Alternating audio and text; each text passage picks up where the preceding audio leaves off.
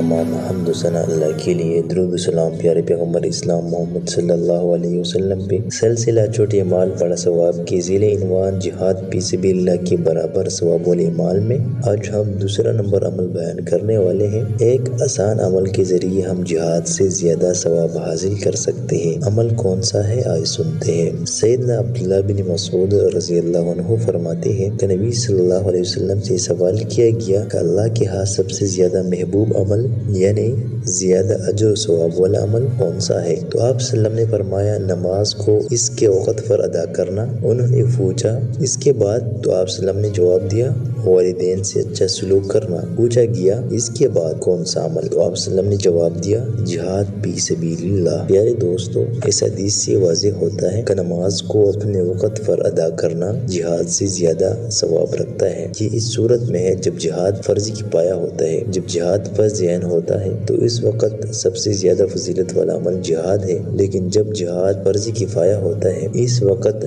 نماز اپنے وقت پر ادا کرنا سب سے زیادہ ثواب رکھتا ہے اور اللہ کے ہاں سب سے زیادہ محبوب عمل ہے۔